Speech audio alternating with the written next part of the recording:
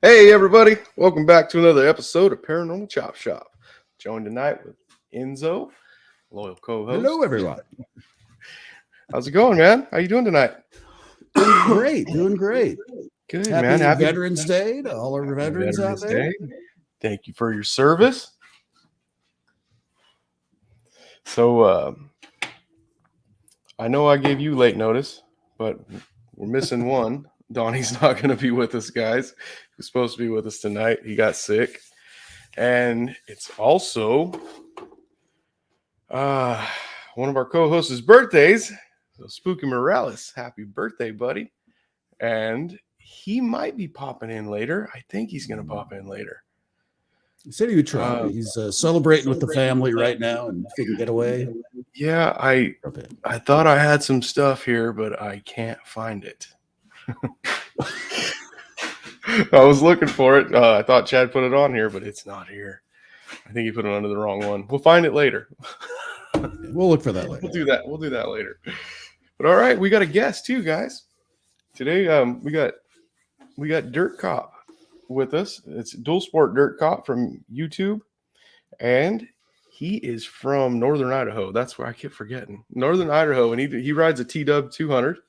And you guys can watch his channel. It's pretty cool. I love watching the riding channels and stuff like that. It's when I can't get out and ride, I like to go watch their channels and watch them riding. So yeah, it's great for me, and I like it. I really think you guys would enjoy it. So you guys all go check out his channel. Enzo will be dropping stuff from his channel in a little while. But we're gonna bring him on now. His name's Matt. And Matt, how's it going, buddy? Hey guys, how's it going? We're gonna bring him on now. His name's Matt. Oh, you got YouTube going? Matt? Yeah, I got YouTube going. So how's everything going? All right, dude. How you doing? Not bad. So, you're from Northern Idaho? Yeah, well, we call it North Idaho. North Idaho? We try to consider ourselves a separate state from Southern Idaho. Oh, okay. I don't know. One of your neighboring states is wanting to join, as I understand. Yeah. Oregon and Washington, the eastern parts. They always want to join up with us. You guys must have some stuff they want over there. There's some more Bigfoot property over there. So on your channel, you ride your T-Dub and stuff. How long have you been doing that for? Oh, I got my TW last summer. I was on a waiting list for a while. I had a Trail 90, a 1970 Trail 90, and I'm not really much into motorcycles, but I was having fun on it. But every time I rode it, I'd have to fix something.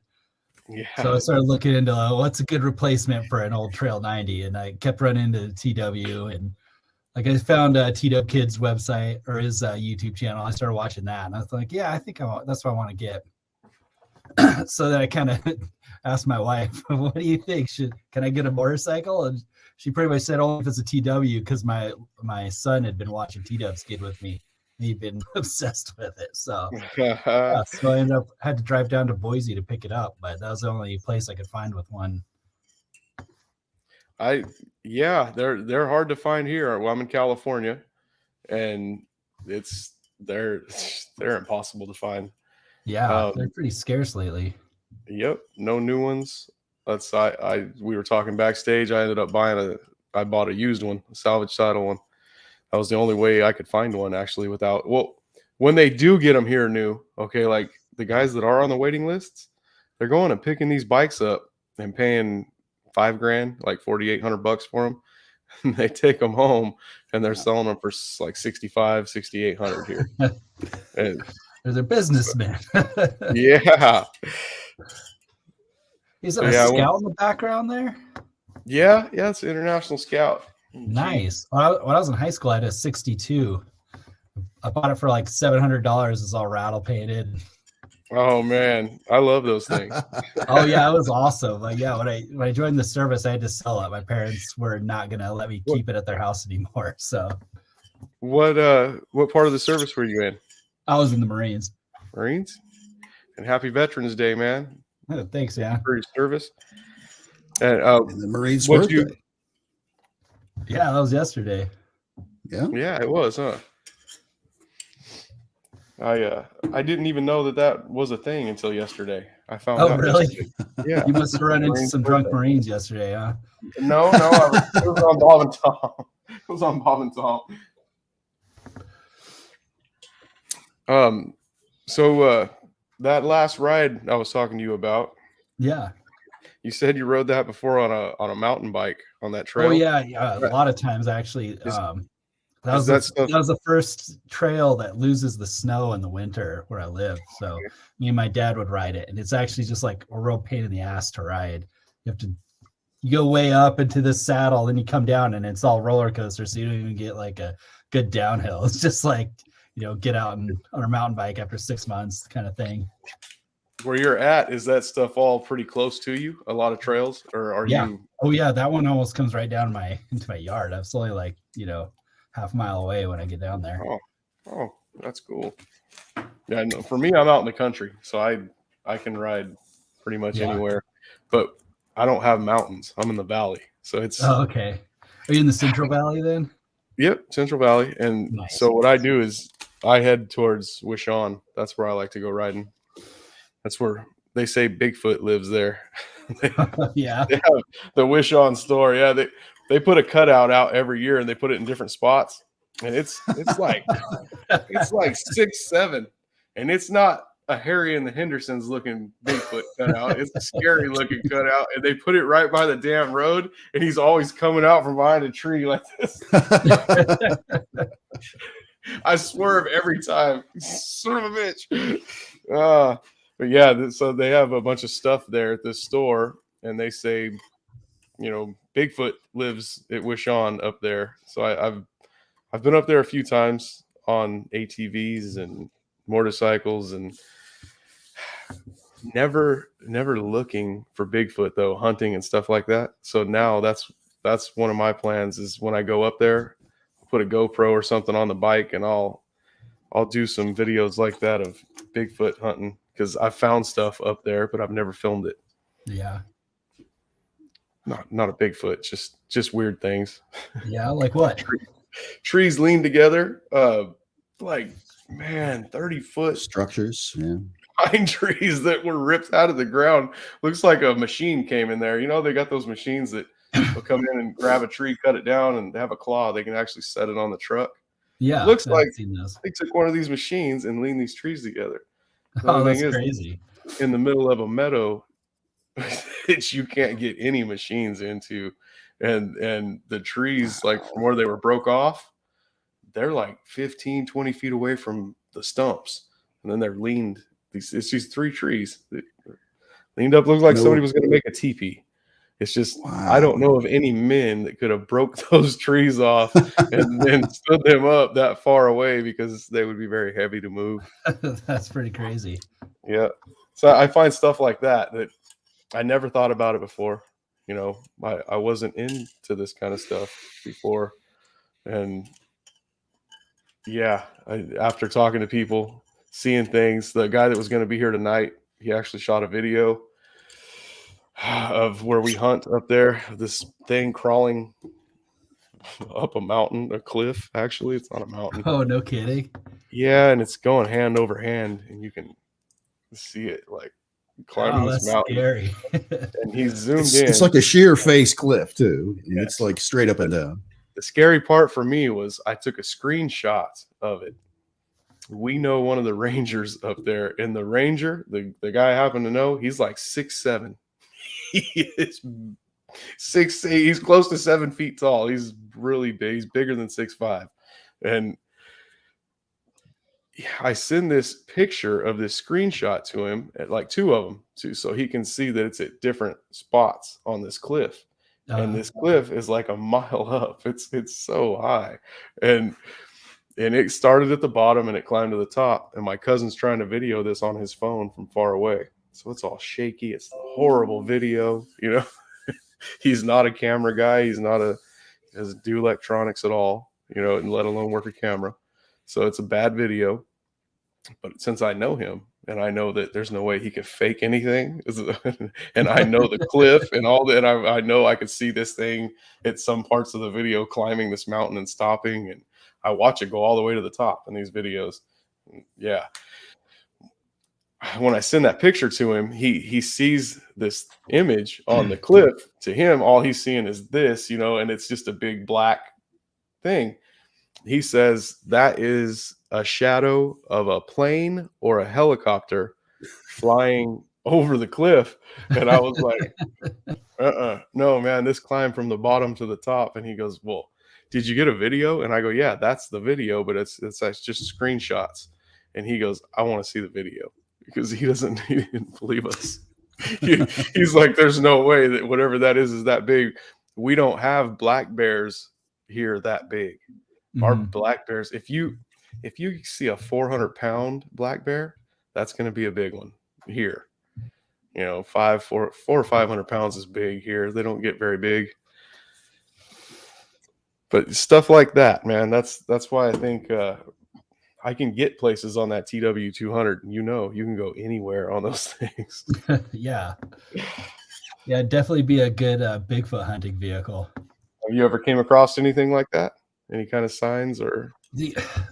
I've never come across like signs or anything like that, but I worked for the Forest Service back in 2008, and like I was riding around with my boss, and we saw like, I don't know, at the time I just kind of assumed it was a moose, but it was just like something big and dark, like busting through the brush there.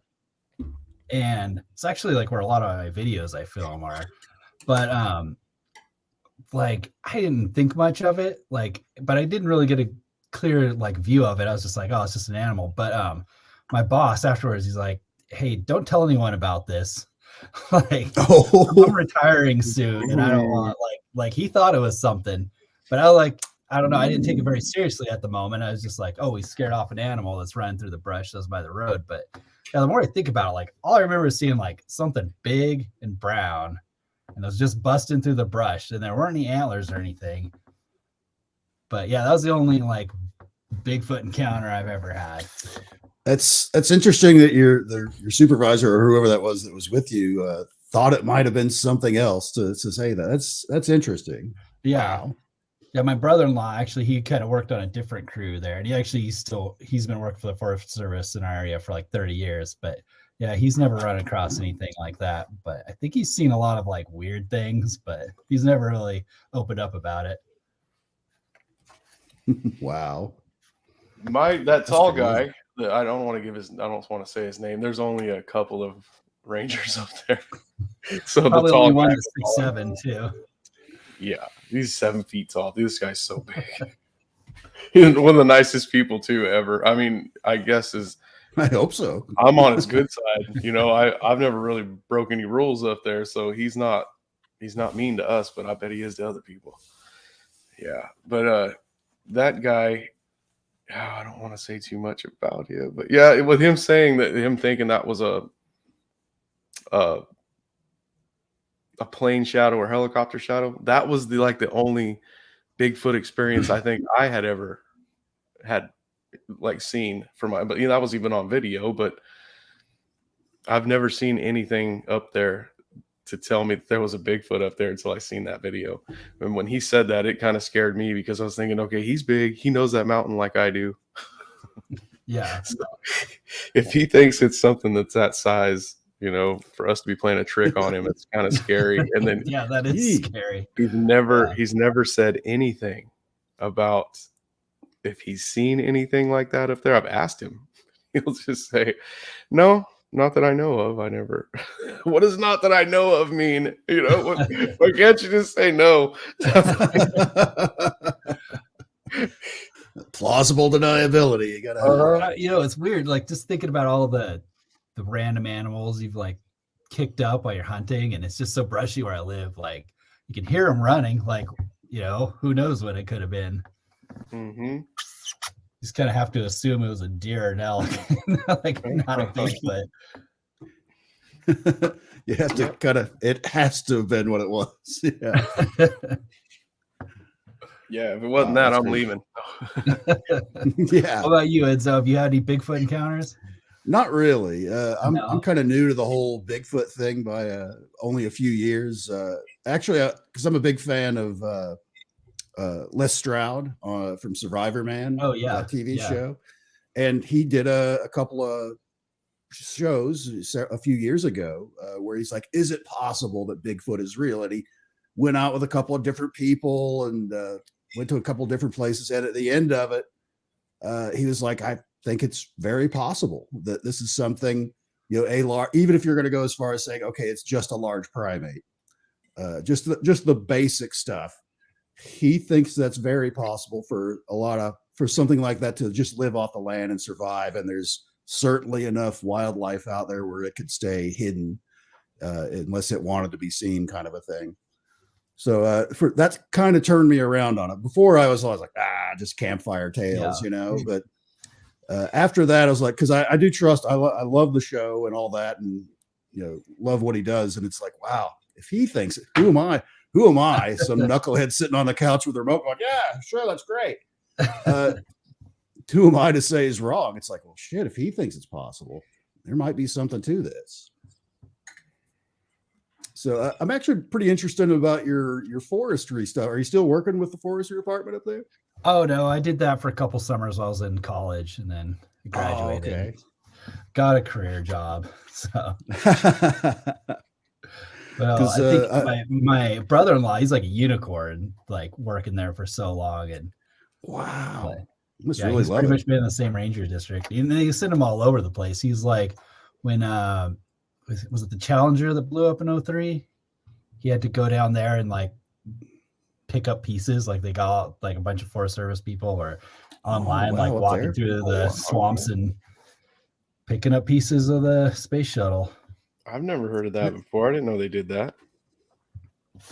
I didn't Yeah. realize it was that crazy. far spread up that far north. I think, well, no, he was like down in, like they went down to Florida to do that. Like, Oh, okay.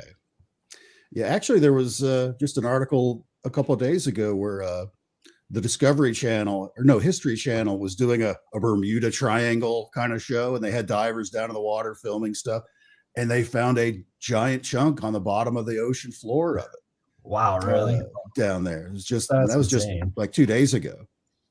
So there's still plenty of pieces out there. Yeah, I'm not surprised. It was all over the place. When you've been out on your rides, Matt, have you ever came across the stairway out in the middle of the woods? Just by itself. Have you ever heard of that before? One of my videos, I came across like someone's bush camp or something that they. I've seen that. Left. Yeah, They were claiming their hunting ground. That they do that here. Yeah. That's Yeah, cool. I mean, that's cool you do that, but have I you- hate when people just leave it like that. Like, you know, kick it off, you know, get rid of it. It's kind of shitty to just leave it there. Well, he's leaving it there so no one will take that spot.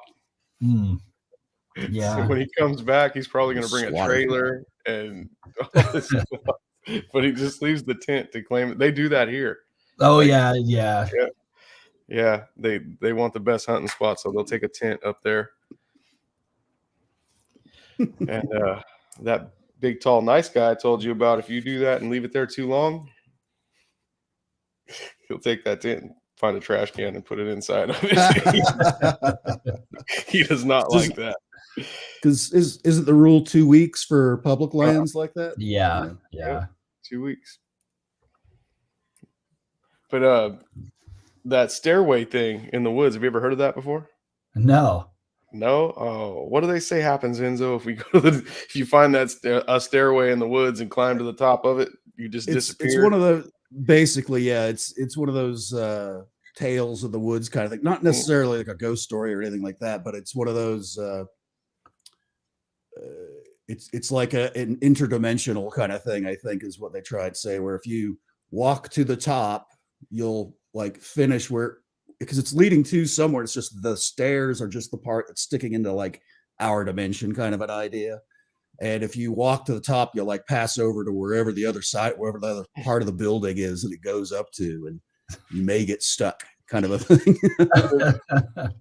And you wouldn't believe it, but I've seen lots of pictures of these cement, like brick stairs, not bricks, but rock, old stairs, just in the middle of the woods with no houses out there. There's no other people take foundation. pictures. It's just stairs. I never knew what heard it that meant one. until That's I heard pretty the good. story. So now if you ever see one of those pictures, you'll be like, that's what they're talking about. So if you see Don't go up somebody the post stairs. that. Yeah, There's like so many mines around where I live. Like you'll just be out really? hunting and you'll be like a mile away from any road or trail, and you'll just come across an old mine in like a flat spot where a cabin used to be. It's kind of weird, like a little eerie, you know. What were they mining in that area? Lead, silver, zinc, copper. And my hometown's the silver capital of the world. Oh wow! Yeah. You ever do any of that too, or just the? Yeah, I work in the mining industry actually. You did? I kind of guessed that from your hat there. Oh yeah, no, yeah. I'm in the environmental side of things, but that's where my YouTube name comes from. They call us Dirt Cops down in Idaho. That's there we go. Good. Yeah, I was getting ready to ask that next. Actually, where I work now, they call us the Tree Police, but the Tree Police. So do people still own those mines and just go up there and they're literally by hand? There's like claims, and you'll see like if you look at Forest Service maps, you'll see where there's like a shovel and a pickaxe where there's a mine, but right, yeah, they're just like random places. Wow, how old do you think some of those places are? I think they started coming up in the area around the 1880s, so as old as that. That is amazing. Good. Just the thought of it's like, I'm going to go up here for the weekend and maybe pull a little silver out of this mountain, kind of an idea. Yeah. Hey, all right, I got chunk. Most of the mines here are gold mines around here. Yeah, there's a river here. It's called Kings River, and every spot of it is claimed. You can't really. Yeah, you can't even get a claim on there anywhere. They're all usually grandfathered in, like they pass them down. So if the guy dies, it can go. Yeah. My grandparents owned a claim, I think in the 60s, and it was pretty cool. I don't know. They just like bought it to be like their little fishing cabin, but they had to do like so much work on it every year. They'd lose it. But finally they just kind of got sick of it and sold it off. But whenever I talk to my grandma, she's like, I wish we never sold that place in Pelosi Gulch. But Pelosi Gulch. So we're on the silver mines. When you said is all that stuff in the same mountain, or do they have to mine at different spots to find silver? It's all kind of like on the same side of the valley for the most part, but like where the actual mineralized zone was split at some point. So like one of the major mines is on like the south side, or I'm sorry, the north side, but most of the other ones are all on the south side. Yeah, that's just here. Is like I said, we don't really have, not that I know of anyway, mines like that. We don't have anything like that. It's just gold mines. So I can see gold all being in one spot, but that's a lot of stuff to be in. That's kind of a close knit location to have all a lot of different stuff too that all mixed in. It's a lot of different stuff to be mined out of one spot. It's, I don't know. It seems like you get that stuff state to state, not all in one state. There's a lot of minerals still coming out where I live. There's like 3 major mines going, and then one that's about to start up again. But yeah, back in the day, they had like smelters, and like pretty much all the money from my town built Spokane. So all the mine owners lived in Spokane and like built all their mansions and buildings in Spokane with the money they're pulling out of the hills in Idaho. Huh. Yeah, see, I didn't know that either. I lived in Washington for a while, but I never got into that gold mining stuff back then. I was a kid. I never heard that one. So you don't, what you do now, you're not going in there with a pick and shovel, are you? No, mine are working. Going into a hole. They have some pretty big machinery. They do like they have the jumbo drills, and they're just like these huge kind of loaders, and they have like 4 giant pneumatic drills, and they just da da da da da, and the guys in there just.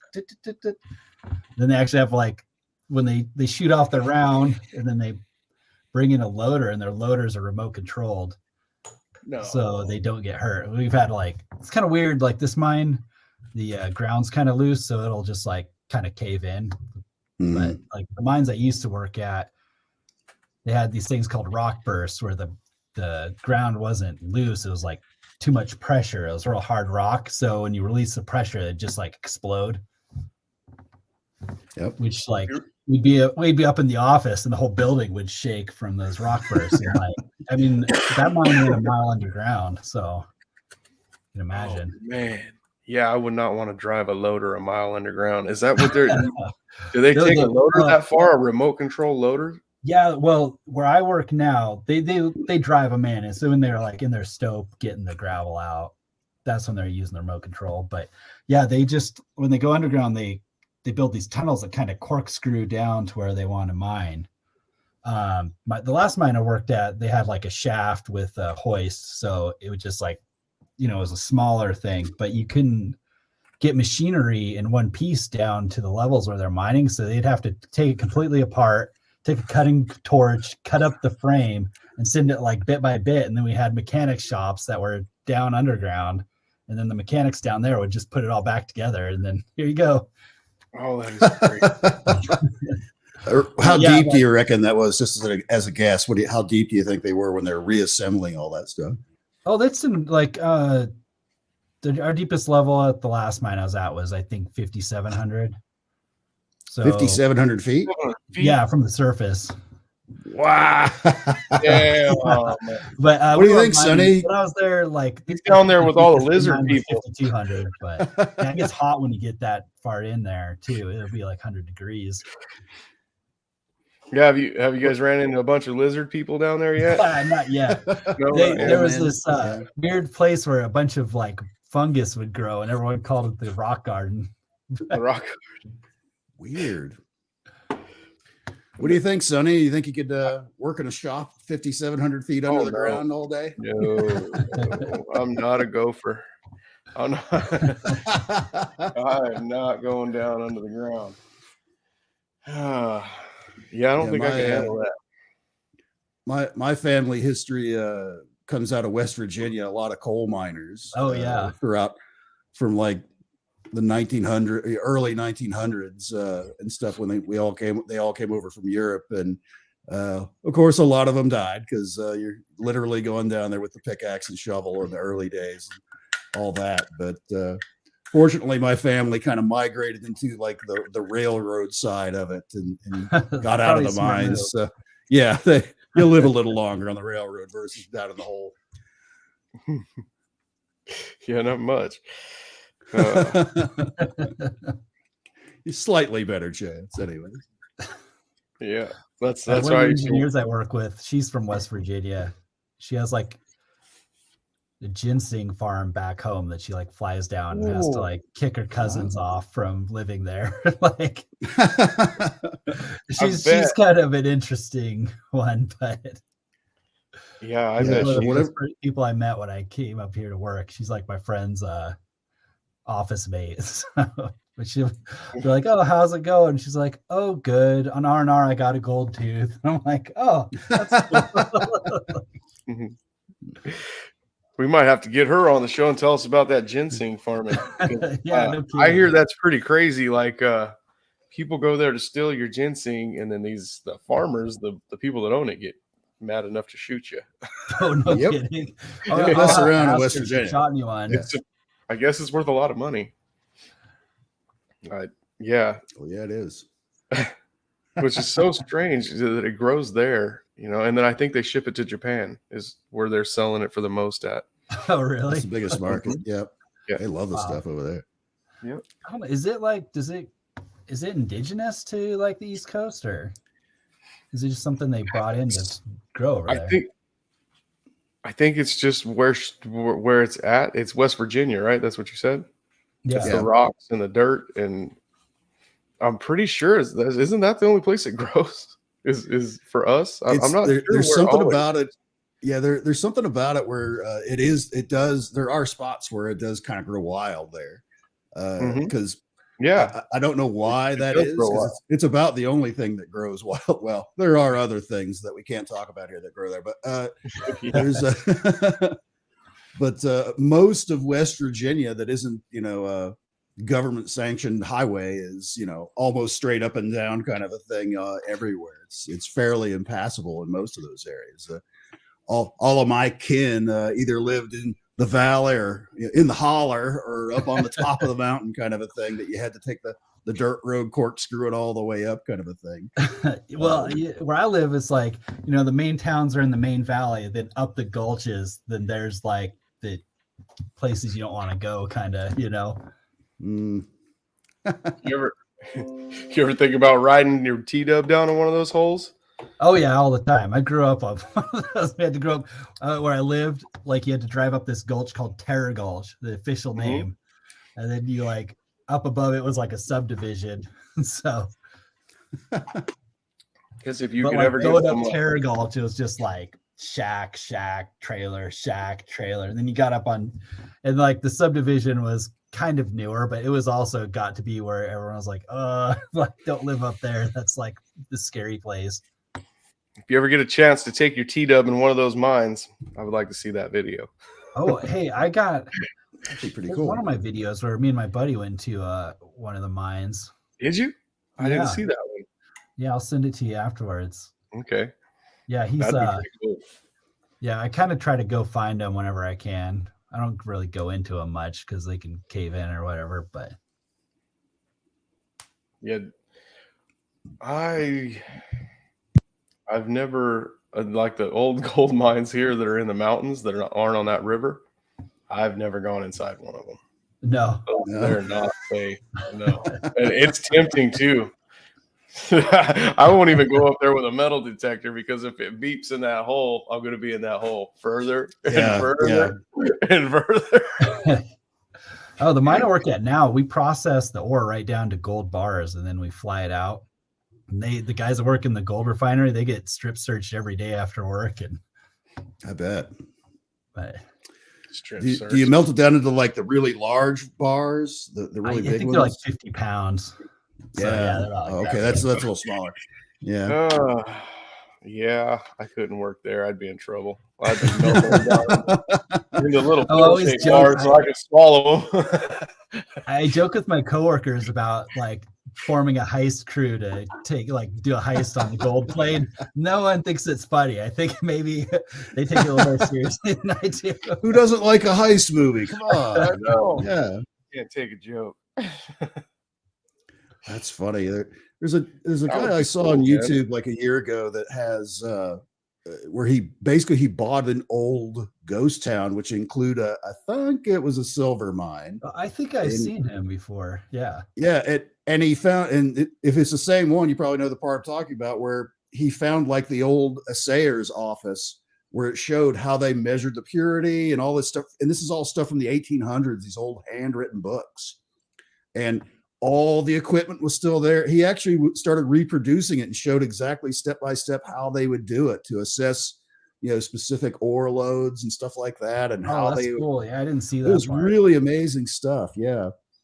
And the stuff that they would do, back in the late 1800s, early 1900s, and that somebody could just buy a whole town. I mean, granted, it's been abandoned for, nearly 100 years, but and to find that stuff literally rotting in the back of a shack, a back room of one of the buildings, it's like, oh man, that's just this piece of history that's just priceless all on its own. Yeah, that would be really cool. I know here for you said you guys smelt bars. I smelted a bar of gold for Donnie. I have a little tiny smelting kit. I can do little coins or little bars. His bar didn't even fill it up. It was about that thick. It was about this long. He got a lot of money for that bar of gold. When I seen how small it was, I was like, oh my God, I need to go out and fill this bar up, because That's a lot of money. Yeah, they pay so What were much you? money. What was it you were smelting down to get that much? Just old jewelry and Gold. stuff? No, gold. Oh, Well, stuff we you would gold mine find. here too. Yeah. Oh, okay. Yep. Yeah, and then I Wow, took gold you in found that one much? time. I took gold in one time and sold it, and I wish I still had that because I only sold it for like $750, and it'd probably be like $2,000 Double worth that. of Yeah. gold now. Yeah. But yeah, that guy was like, "Well, where'd you find it at?" And I was like, "He ain't telling you that shit. I'm not telling you anything." He said, "I could tell where you found it," and I was like, "You can't not tell." And he could tell. I don't know what he does or how he does it, but just by the shape of the gold and stuff like that, he buys so much of it that That's crazy. I didn't tell him, yeah, but he said Wait a minute. almost right where I got it, and I was like, "Nope."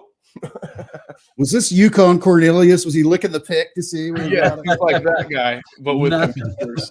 He was using. Nothing. Yep, nothing. But yeah, kind of like that, and I was just like, "There's no way you can just tell," and he could tell. It's the core, the how coarse it was, and because he knew it came from here in California, around here, but I didn't want to tell him where, and I guess they can tell.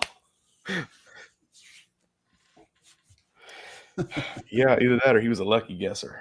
But yeah, we find there's a lot of gold in California still, and so you just have to go dig it up.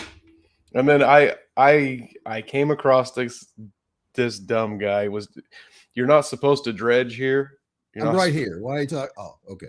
You're not supposed to dredge here, Matt. You're not supposed to put a dredge in the river. Yeah. That messes up the river real bad.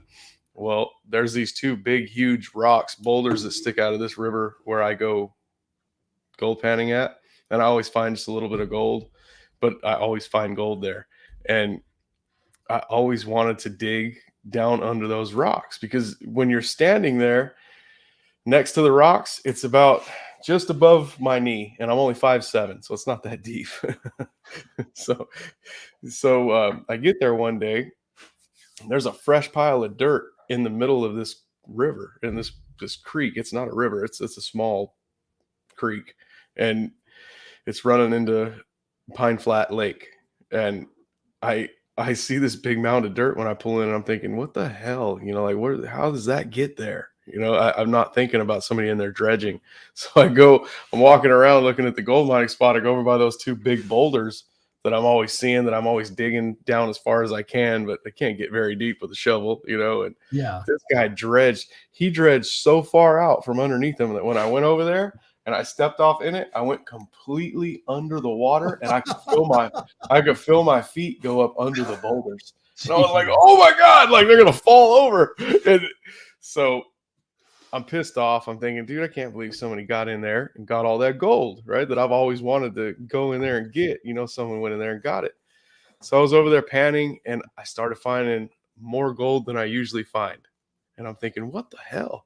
So I walk over to his trail pile, and I take one scoop off the top of his trailings and put it in my pan, and there was so much gold in there. So I dug a big hole in this creek and pushed all the dirt that I couldn't take in that big hole, because that way I know exactly where it's at. So I go back to that same spot all the time, and I always find gold. Nice. He wasted so much because he was trying to get in and out of there fast so he didn't get in trouble. Either that or he found so much gold that he was just like, no. Who cares about all that gold Like, in those this is the trailers? little stuff. I don't care about that. He was like pulling nuggets out, like, yeah. Just one, pointed shovel, just one pointed shovel scoop of his trailings. Like every scoop, I was finding 6 to 8 pieces of little nuggets. Just That's cool. Just one little scoop out of I was there all day panning, and then didn't want to leave, so that's when I dug my hole and kind of buried my treasure. So for like the folks watching us right now that aren't familiar with it, about just approximately how much money you think that is? Just you describe as little pieces, but that's still a fair amount of money. How much do you reckon that would be? Man, if you have a vial, Just a guess. It doesn't take much to make an ounce. That's what I learned. Yeah, well, an ounce of gold is about the size of a silver dollar. So it doesn't. Yeah, it's hard to explain. Those 6 pieces, I don't know what those are worth. It's after you pan all that out and clean it. If you can get just a vial this big, if you can get that much gold in there, that's probably $700 now. That would be, and then depends what it is too, what kind of gold it is. Usually the smaller, finer stuff is worth more money for some reason here. I don't know if it's better or what, but and I wouldn't know because I never found a big nugget. So, but yeah. You mean it's not like in Pale Rider where they busted the big rock in half? The guy's holding up this giant stalagmite-sized chunk, like, "Hey, I'm rich." I think about that scene a lot now that I work at a gold mine. I think our GM would do the same thing if we found a chunk of gold like that. Hell yeah. So, what's the biggest chunk of silver you guys found out there? Oh, I mean, it's hard to say. Like it wasn't like native silver. When I worked at the silver mine, we got this ore called tetrahedrite, and it was black.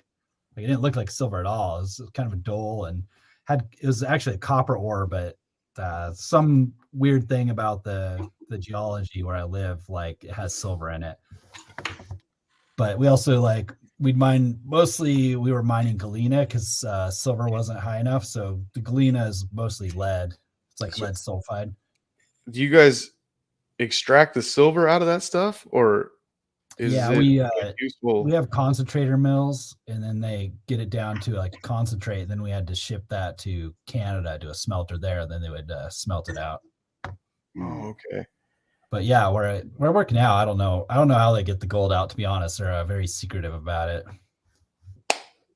The gold or the silver? The gold. Yeah, I work at a gold mine now. Oh, they're getting gold. See, I thought you were doing silver. No, yeah, I used to work at a silver mine, silver lead, but well, then I've been all over. Well, what's your biggest gold nugget then that you found? I know they got like 150,000 ounces last quarter. So, oh my god, I don't think they find nuggets, but yeah, they get the gold. Is it like $1,800 an ounce right now? Now I don't think it's quite up there. I think it's like 1,750 or something. Oh, it was awesome. Wow. I mean, it costs a lot of money to operate this mine, though.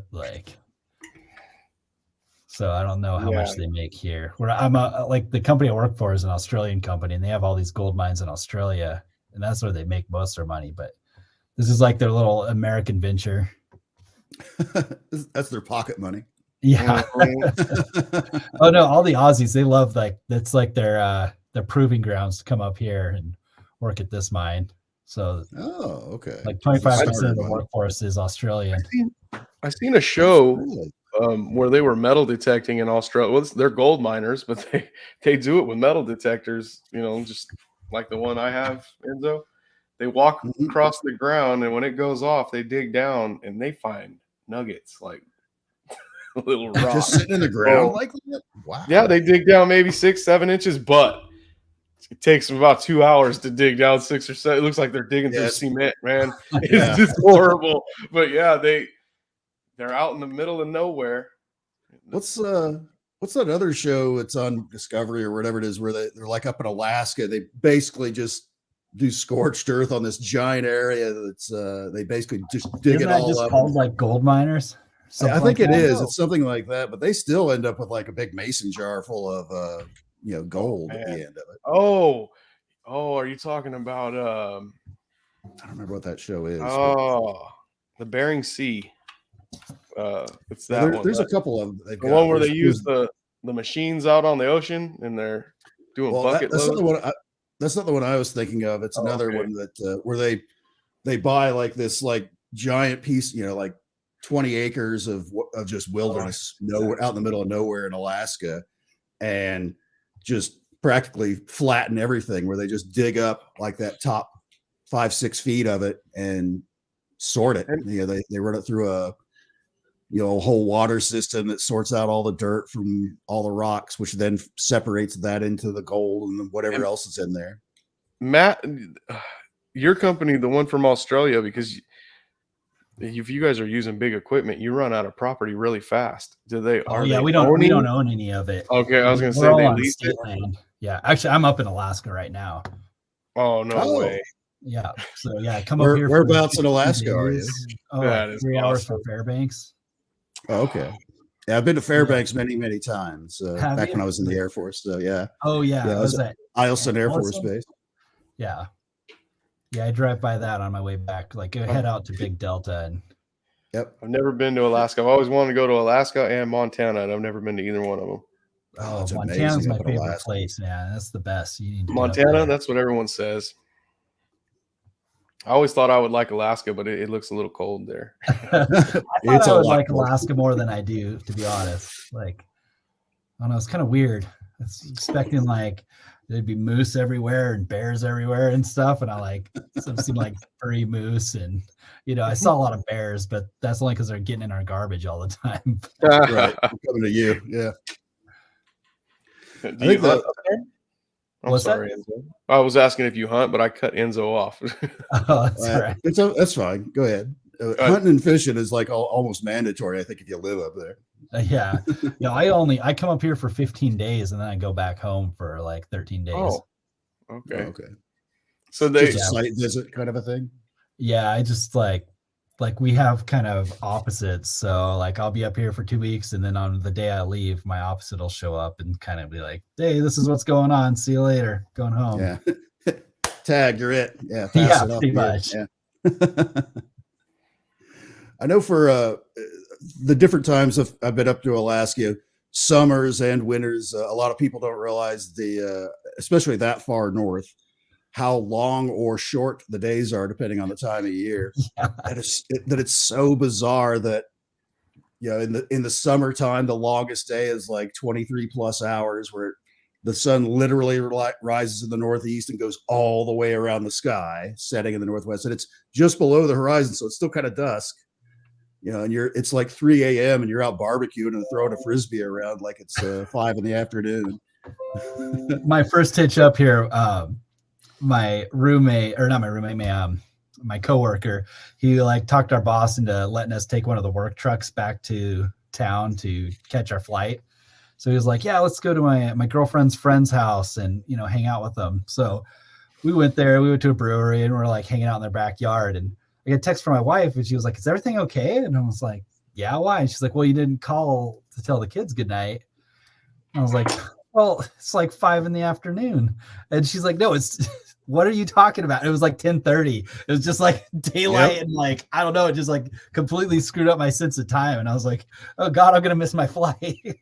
Yeah, it really does mess with your head. I remember one of the summers I was up there over the 4th of July, and I called home to talk to my parents just to say hi, and they were like, "Oh, is the base putting off like a big fireworks display?" It's like, "Oh no, it doesn't get dark until like 2 or 3 a.m. and that's only for an hour, if that." So no fireworks. However, New Year's, that's a big show because it's just the opposite. All day. Because it's dark all day long, and that shortest day, the sun just comes above the horizon, just the disk of the sun just breaks the horizon, and then it goes right back down for like about an hour of actual like visibly seeing the sun. How does anything grow? It's dark as hell. It's just all day, all night. I know, it's like already getting like that up here right now. It's like dark till like 9:30 or so, I think, and then by the time I get off work, it's dark again. So it is so depressing up there in the wintertime because there's just no sun. You never see anything, unless you just happen to be in the right spot. If it's not cloudy, I know I've been up there more than a few times where it was just cloudy, and you didn't see the sun on that shortest day. You're like, I missed it. I wanted to see the sun. The other thing up there, like especially around the Fairbanks area, that shocked me was because it gets down to easily 30 or more below zero, And the big thing is it doesn't feel that cold because there's almost no wind around the Fairbanks area anyway. So much to the point where they actually have what they call ice fog. You're sitting idling at like a traffic light, and you can see your exhaust, when it's really cold, even here in the States. Well, up there, because the air is so still, there's no wind moving at all. It actually just forms and keeps growing and growing and growing till you have a fog bank sitting there at the intersection that you have to slowly go through because you can't see what's in the intersection because this little fog bank is developed from everybody just stopped at a red light. Deadly fog bank. Yeah, it is. You don't know what's in the middle of it. You have to really be careful up there. Man, I'm guessing I'm going to see a lot of those every time. Like everyone will start up their truck, and that's pretty much it. Just runs all day because no one wants to heat it up again. Yep. Every parking place, anywhere has a electrical outlet there for you can plug in your block heater. Yeah. It's 49 here right now, Matt, in California. And I'll stand in front of a heater and drink a coffee. Up here. Yeah, I think for me, I think being especially up in Alaska, that one of the things that always amazed me, especially in the wintertime, was seeing the Northern Lights, the Aurora Borealis, going out in it'll still be like 10 in the morning and it's pitch black out. And you can stand out there and just see all the different colors and everything. It's literally like some kind of sea creature. It's like a giant alive thing moving over your head. It's probably I have not seen it yet. I'm really looking forward to that. Oh, it is amazing stuff. For me, it kind of like planted my place in the universe. It's like I am a small, insignificant speck in the universe. Just seeing how, because it's like in the States, if you're in like one of the northern states along, Canada's border, you'll see a glow to the north to see it, when it's really bright. But up there, it's directly over your head and filling up the whole sky and just going everywhere, mostly greens. But then you get those really active storms where you start seeing, reds and yellows and blues and greens and stuff all mixing together and all of it moving really slowly, that it's mesmerizing. You can, I know I almost got frostbite a couple of times. There's like, this is just so amazing. I just can't believe it. Yeah. Oh, that's awesome. Yeah, it's pretty amazing stuff. I loved it. Sorry, guys, I'm messaging too. I'm listening, but I'm messaging. Right. Have you ever seen Dustin? I think it's Dustin from Dual Dorks. Oh yeah, I watched Dual Dorks. Yeah, he was on here before. He was just messaging me right now. He told me he was in town getting something to eat. I told him we were still live. So if he wanted to jump on and say hi, yeah, that'd be cool. Welcome. I was getting ready to drop in the link. Oh yeah, doesn't he like lives in a trailer, or not like a trailer, but like a travel trailer kind of thing, right? Yeah. He lived somewhere here out in the desert in California, and then he recently moved back to Washington, and he's in the Navy. Navy. Yeah, Navy. Oh. So yeah, I'll drop him a link right now if he wants to come on. He knows he's more than welcome. You guys. That's cool. Yeah, it was just a few weeks ago he was on with us. Yeah. Yeah, that was like the first one of you guys' things I watched was him on there. Oh, okay. Yeah, it was fun. It was fun that night. Yeah, we do a party afterwards, man, an after hours party. You're more than welcome to stay. Awesome. Yeah, we'll after we get off here, just hang out in the back, and we'll go to a different site. We'll get it all set up if you want to hang out there, and nice. Other people will be coming in. It's fun, man. It gets towards the end of the show right now. It usually gets a little wild sometimes. So I was trying to give you a heads up. Yeah, we are on the almost the hour point, which I haven't been paying too much attention to chat, which I'm sorry, guys. Thank you so much, everyone in chat. And I think Sunsaver just bought us some coffees. So thank you, Sunsaver. All right. Yeah, open that. Nice. Thank you very much. So yeah, that's great. Man, when you said you guys went in that cave, I'm still stuck on that. I won't ride. I won't ride into a cave. That's what I said. You guys we didn't ride in, but yeah, we just like my buddy's like, oh, have you ever seen that head frame up off this pass? And I was like, no, I didn't know there's like a head frame up there still, which a head frame is like just like the like a hoist comes up and there's a wheel on top to like pull up the cage. So we rode out there, and then he was like, oh yeah, there's a hole above. We looked at that and you could see where they like mine the vein right up to the surface. Then he was like, oh, there's this hole above the road. So we like hiked up and there's just a hole that I don't know how deep that was. And we were like checking rocks down it. And then we went down at the bottom of the dump. There was a portal. So we walked in there till like kind of split off. But I didn't realize, if I had known there was a portal, I would have brought like a flashlight or something. But I was just like with my phone, like, oh my God. So, Yeah. I'm not a fan of going. I think I'm a little claustrophobic. That's what it is. is it? Yeah. Really? Yeah. Those mines around where I live too. They're like for people, not for machines. So they're pretty small. And then one I won't do is underwater. Any holes I find underwater. Because when I first started working in the mining industry, the company I work for owned this shitty little mine. It wasn't very far. It was like in the next drainage over from their main mine, but it was just a portal that went about a mile into the mountain, just kind of horizontally. And then it got to a shaft that went about a mile down. And then the company that built it ran out of money when they finished their shaft. So there was also kind of a ventilation shaft. So I'd have to go sample that once a month, the water coming out of the mine.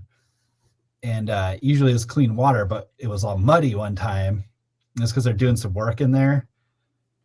And they just like, mudded everything up. So I had to go under there with them to see what they're doing and, try to prevent any mud from coming out. And I went with one of the superintendents because he wanted to look at the work they're doing. So we went there. It is like old, like all the equipment over there is old. So they got this like little diesel locomotive, and the railroad tracks are like rotten. And all the ties are rotten, and it's all like wobbly. So there's like three of us hanging off the back of it, and this kid, the maintenance guy, he's just going as fast as he can. We're just like, just like we get there, and then they want to go look at the ventilation shaft. Well, there's just like springs in this thing. And it was like we were like waist deep walking through this water to go look at what the work they were doing. All the like timbers, like you could grab them and just like rip them off with your hand. Oh no! Rotten pumpkin. I was like, oh my God, this is terrible. Why are like people in here? Like when you got to the shaft, they built like an underground hoist room. So it was like you're in this tiny little tunnel, then all of a sudden it just like opens up and it's like 50 feet high, and it's like you're in a gymnasium, and they just like cut that out of the rock. And like they abandoned it in the 50s. So there's like all these like old like Frigidaire fridges and like typewriters and stuff all over the place. It was like a zombie movie in there. I'm not kidding. It was pretty crazy. Wow. That sounds actually kind of cool though. It was pretty cool. I didn't want to go back under there, but that was like the only time they ever did work on it when I was working there. When I was a stupid kid, I grew up in eastern part of Kentucky. And there's, of course, a lot of old coal mines and stuff in that area, too. And just out in the woods in the little local neighborhood, running around in the woods with the neighbor kids, we're running. And after a real heavy rain, for whatever reason, this dirt slid away from one side of one of the hills. And there was this obvious, like, horizontal, like, crack and opening. And it's like, we're poking around in there. And it actually was an old mine that had been abandoned. It was at least some part of it. Because we dug it out a little bit, and of course we're like 12. We're dumb. We didn't know any better. And we going just sneaking in there, just wide enough for my fat butt as a 12-year-old to squeeze in there. And it opened up where you could see the mine. You could see the timbers that were holding the roof up that, like you say, literally were just crumble if you touched it. And there was an old track along that section for where they would run ore carts and stuff through.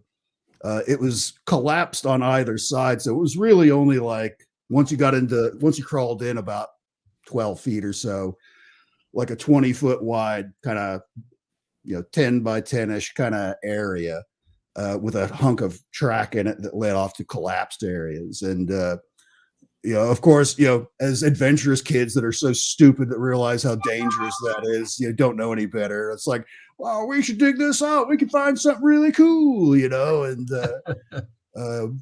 my friends actually went back without me like several days later because they really had the bug, just poking around, just dumb boys, and it had all collapsed in. It was all gone. It was all wiped out. So it was like, yeah, a lot of like the vines I found when I was a kid, I'll like go back and see them, and they're all caved in now. The entrances are, at least. But I remember one time my friend told me, "Oh, there's this mine, and it's just like a little ways out of town, and there's a bear skull in it." And I was like, "Really?" And he's like, "Yeah, but I'm too scared to go down." So I think I was like 12 or 13. So we ride our bikes over to this gulch. We hike in there. It's not very far away. And we look down, and like you could easily get down there and get the bear skull, but we were both like, I was like, as soon as I got there, I was like, nope, I'm not doing that. So then I get home, and my dad's like, "Oh, what are you up to today?" And I told him my dad's a miner, and he's like, "A bear skull." So he like walks down there and crawls down a mine, gets the bear skull. Yeah, I would have been thinking, what was in there to kill that bear? Yeah, well, I think that was probably part of the reason. It was like a visceral fear, and you think like, you just, if I ran into Bigfoot, I probably would have felt similar, just like the fear of the unknown kind of thing. Like, why is there a bear skull there? What's going to happen when I get in this cave? Like, are those teeth marks on there? Wait a minute. I should probably leave. Like, how did this boulder get here? The dumb shit we do as kids. That's always, it's like, how the hell did we survive? I mean, the stuff I did as a kid, I can't imagine letting my kids do. Oh yeah, you'd scream your head off if you saw me even looking at a picture of one like that. Yeah, they probably do it. You just don't know. Yeah, maybe. That's usually how it works. Yeah. Oh, my parents got like a 4-wheeler when I was like 13 or 14, and they were just like, "Yeah, you guys could just drive around, go up in the mountains, whatever. It's cool." And so we did. Like, me and my siblings would just go off, like drive around and get lost, and no helmets, nothing, just drive around on the 4-wheeler. Yeah, here people do that here. Their kids ride around on quads and dirt bikes, and they're not tagged. They're not street bikes there, but we live out in the country, but they're not going to get lost here. Like I said, there's no mountains. They can stand on top of a trash can to see their house from where I live. There's no hills. I don't have a motorcycle endorsement, and sometimes I'm like, "Oh man," I'll see a cop and just be like, "Oh, don't pull me over." But I'm like, why am I worried? I just saw a 5-year-old riding a 2-stroke down. Like, if you have a driver's license, just for your Class C, your regular automobile driver's license, you can ride your bike on the street during the daytime with no passengers, and you should be okay. Okay. You should be okay. And yeah, you can't go on the highway. It's the same as if you go down and take the written test. It's basically the same. It's the same rules. I found that out, and I have a class. I have my motorcycle license. I've rode for a long time though. I push it. I figure since I have a motorcycle license, I should be able to get to just drive this all around on the street. So while I'm out in the country, hey, in my town, it's my wife's. And yeah, man, it's my wife's, and I did take it somewhere the other day, and I noticed when I was pulling it in the yard, and I got out to open the gate, I had it parked next to her. She has a new Honda CRV. It's bigger than the CRV. This is safer for me to drive around than that stupid Honda. But yeah, I push that. I like to drive this around out here, and we're in the country, so it's not a big deal, and we're not.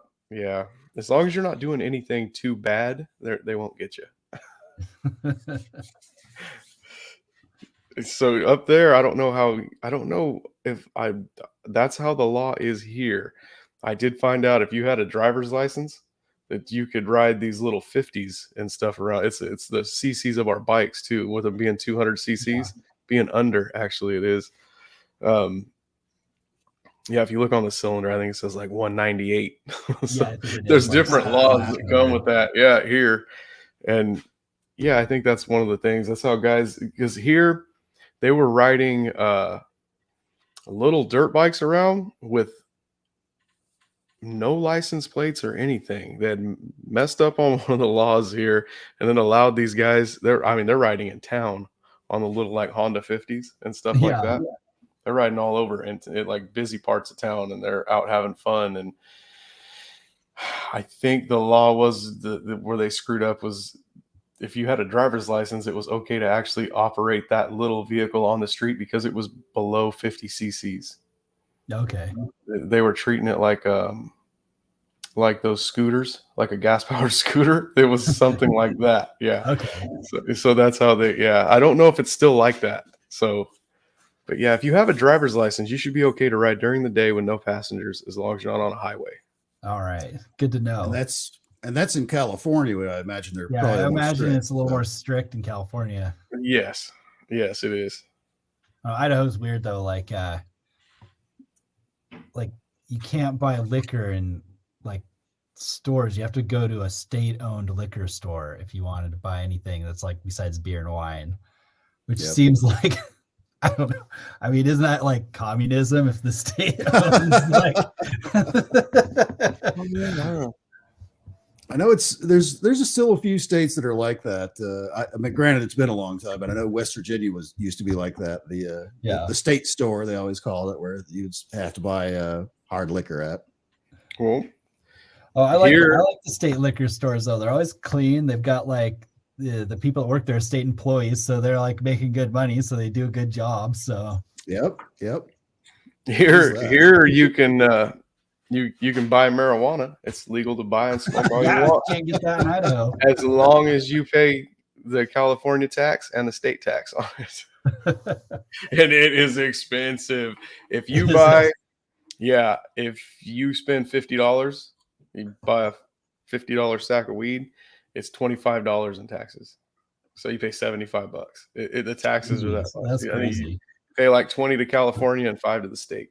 Holy shit. Yeah, I don't think it was legal when I lived down there, or maybe it was. I don't know. I was stationed in San Diego when I was in the Marines. Oh, okay. Well, Camp Pendleton, but more or less San Diego. That's where our other co-host Spooky is from San Diego. He's not here tonight. Yeah, it's his birthday. That's the guy that's not here. Oh yeah. He's from. Did you have any other world travels while you were in the Marines? Yeah, I went overseas to Iraq a couple of times, and that was about it. Yeah. Yeah, no. How long ago was that? My first deployment was in 2004, and my second one was in 2005. Yeah, I was over there in 2007 up at Camp Taji, just north of Baghdad, teaching the Iraqi Air Force how to fly some UH-1s that we had sold them. Oh, really? That was pretty different because we were I directly can imagine Iraqi like forces, like the military guys flying anything. Like we couldn't get them to do jumping jacks at the same time. No. There was certainly a learning curve for sure. I was there as a safety. I worked in the wing safety office at that time, and plus I was a KC-135 crew chief, which that's the plane that refuels other planes in the air. Yeah, I didn't know dick about helicopters, but the way that basically a bunch of losers like passed up. There's like, no, I can't go. Oh, I'm suddenly sick. I can't do it. All these weirdos, because it is the Air Force. Let's be honest, Air Force. But and it came down to me, and it's like, of course I'll go. I'm ready. Let's go. And went and did my thing over there. I was only there for like about 7 months. Just basically, I was filling in for someone else that they couldn't take it or whatever. Because there at Camp Taj, he was right along whatever that main highway is that goes north out of Baghdad. We'd get mortared all the time and rocket attacks and all that fun stuff, that you end up after the first 2 or 3. It's like, oh, something blew up over there. All right. I'm still. I know how that is. Yeah, I'm okay. I'm okay. Yeah, there's those various states of okay. You hear a loud explosion. I'm intact, so I'm okay. But that was very interesting there, of course. But hey, can't beat those KBR chow halls. Holy smokes! I was shocked at the level of food there. It's like, man, you could become a real fat bastard eating there. Oh yeah, we'd come to the big bases and we'd been out in the field for weeks and like we hadn't showered in weeks, and we'd just be like going to the chow hall like, oh my god, and like it would be like our platoon, and then no one would be around us. I can't imagine how bad we smelled, but we would just be like, like destroying whatever they had in there. Yeah, those KBR run chow halls. I mean, the ones that we had were pretty good, I felt. And then the one that was actually there in Baghdad by the airport, they had freaking ice cream. Like they had milkshake machines where you could get like milkshakes out of whatever the 6 Baskin Robbins flavors they had right next to it. Whatever the flavor of the day was, you could get a milkshake. I was like, are you kidding me? That's bizarre. Man. Yeah, experiences varied over there. Oh yeah, I get it. 9 out of 10 meals were MREs for me when I was over there. So. Yeah, that was certainly very different for me, because I wasn't expecting that lavish of a spread a lot of times. Yeah. It's like, are you serious? I know. I think we went like, I don't remember what we're doing. It was like in the middle of the night. We showed up at Camp Fallujah and like we're like, all right, hot chow. Like any excuse, like we'd be like, let's go to Camp Fallujah and get hot chow. And so like we showed up and there was like steak and lobster night, and we're like, yeah, like why do you guys send us like MREs? like we were only a few miles down. Like, isn't that crazy? There was because part of because we were working directly with the Iraqi Air Force, we had about 12 to 15 interpreters, and it was our responsibility. We had to kind of like take care of them. They were allowed to eat at the dining facility, so we would have to truck them from their side, the Iraqi side of the base, over, because it was the first cav was on the actual American side, was running everything over there. So all their helicopters, but and those guys would almost get in a fist fight. I think it was Thursdays, because that was Philly cheesesteak day there. Those guys would about kill each other to be on that first van over to get the Philly cheesesteak. They loved it. Never had anything like that before. They were super excited to get it. Yeah, I eat the MREs when I go hunting. If I'm out too far from camp, I always have one in my bag. And I remember the first time I took a whole one actually with me. Then I got out there and they're kind of heavy. And I opened it and I was like, "You're supposed to eat all this food? They want you guys to eat that whole MRE if you read the directions." I was like, "No, you're going straight to sleep, man. You're not." There's supposed to be like enough calories for a day, like 1,500 calories or something like that. Like not a good day, but like food, keep you going. They are nasty. So yeah, I can see that. Like I think just like once or twice, like they're not terrible. Like if you had to eat them while you're camping or something, but when you're like going for weeks and that's pretty much all you eat. One time I was we did this operation and we were basically just like rolling up to Fallujah, and we're like a kilometer away, and we just like kind of camped out there to see what would happen. It was before we went in there. And so we're hanging out there, just kind of manning the up guns on the Humvee. And we had a bunch of Iraqi soldiers with us. And one of them comes up to me and he hands me this like dirt wad. And I'm like, "What is this?" He's like, "Yeah, mister. And then I'm like, "Oh, thanks, dude." I'm like, "What is this?" And I start like knocking it off and realize it's an onion he dug up from the farm field we were at. I hadn't had fresh food in so long, like I had to eat it. I like ripped open this onion and I ate an entire onion raw. Like that was like the first fresh food I'd had in weeks.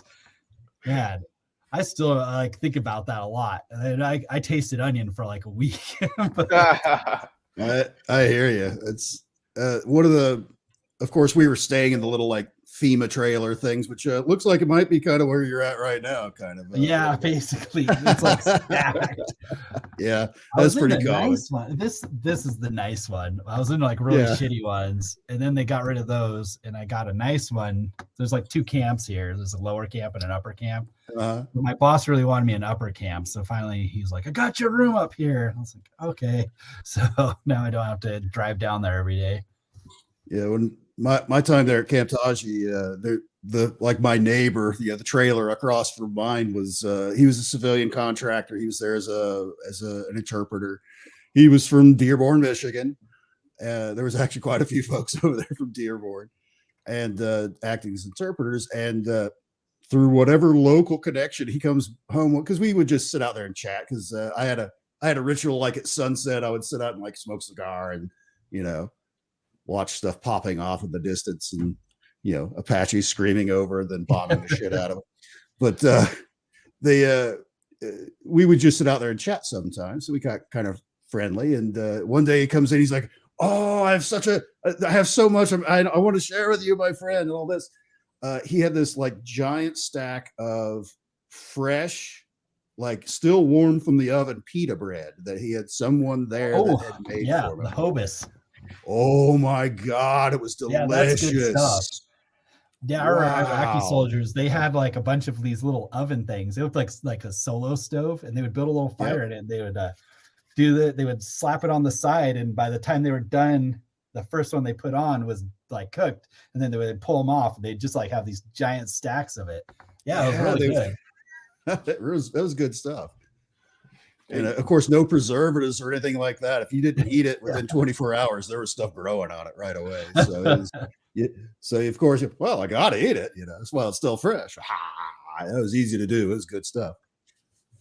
Guys, I got to say thank you to Angel. Angel Wings, thank you. She bought us a coffee too, guys. Hey, thank you, guys. Angel Wings. You guys are awesome. That helps out a lot around here, guys. Thank you so much.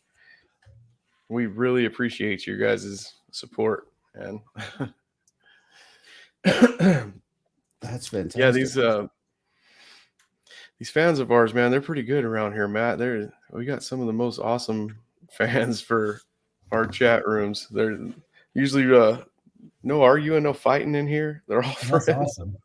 Yeah, they're really supportive of all our shows. They're really nice, man. Yeah, they'll share out yours. They'll There's this one guy, he goes by Hascat on YouTube, and he like watches every one of my videos and comments on them. And he always like comments something kind of grumpy, but I'm always like, good old Hascat, man. I can count on you. Watch my video from start to finish and tell me what you hated about it or what you liked about it. Just keep commenting and clicking that like. When you said you ate that onion, I've ran across people. I figured this out. I've run across people that will hear that story and they'll say, "Oh, never! Like I would never just eat an onion." You don't like onions? No, I like them, but I would never just eat. I found out that there's some people that have never really been hungry. Like like my daughters, they'll say, "I'm not eating fish," or I don't like fish either. But one of the best meals I've ever had, it's usually every hunting season, is the fish that I caught out of the lake, a trout. I hate trout, but when I eat it, it's the best thing I've ever tasted. Because you're starving, man. You're hungry. When you're hungry, it's a lot better. But yeah, eating an onion, that's a rough one. You were hungry.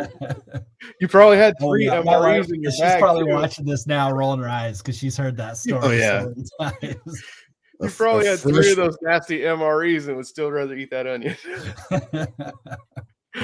Fresh onion beats anything in those MREs, right. Even the newer ones, which are super fancy. Like I joined the Air Force back in the 80s. It was 86 by the time I got done with basic training and all the rest of that stuff. So those old 80s MREs were not good. There's always like the one that's always left in any pile because nobody likes it. I think Country Captain Chicken was the one that no one would eat. Oh yeah, that's a gross one. For my day, for back in those days, there was one called Omelet with Ham. And we called it Vomlet with ham because it kind of looked a lot like a vom. It was pretty gross. And it was just this kind of gelatinous mold thing, in the envelope thing when you'd open it up. Turns out if you kind of chopped it up and heated it up somehow, it was actually not bad. But this was before they had the little heater packs and all. Oh yeah.